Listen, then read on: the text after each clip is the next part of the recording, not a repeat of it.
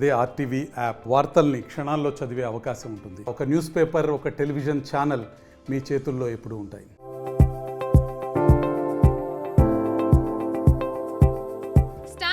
సమంత నాగచైతన్యను ప్రేమించి పెళ్లి చేసుకుని ఆ తర్వాత జరిగిన కొన్ని పరిణామాల నేపథ్యంలో వీరు విడాకులు కూడా తీసుకున్నారు. అయితే వీరు విడాకులు జరిగి ఇన్నాళ్లు తర్వాత కూడా వారి గురించి వార్తలు ఎప్పుడో ఒకప్పుడు తెరపైకి వస్తూనే ఉన్నాయి. తాజాగా సమంత తన ఫస్ట్ లవ్ గురించి ఓపెన్ కమెంట్స్ చేసింది. నాగచైతన్య కంటే ముందే ఒకరిని ప్రేమించినట్లు ఆమె తెలిపింది. సమంతకు నాగచైతన్యతో ఫస్ట్ లవ్ కాదని, అంతకు ముందే ఆమె ఒకరిని ప్రేమించినట్టు చెప్పింది.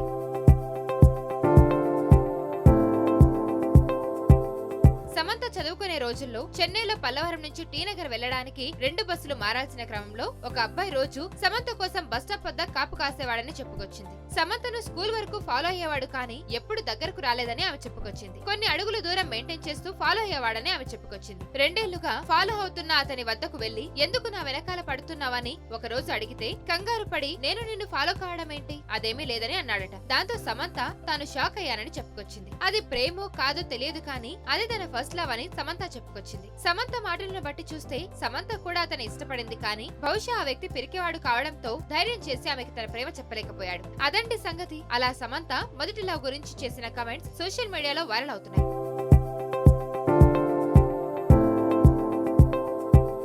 మరిన్ని వీడియోస్ కోసం ఛానల్ ని సబ్స్క్రైబ్ చేయండి. లేటెస్ట్ అప్డేట్స్ కోసం వాట్సాప్ ఛానల్ ని ఫాలో చేయండి. అండ్ లింక్ డిస్క్రిప్షన్ లో ఉంది.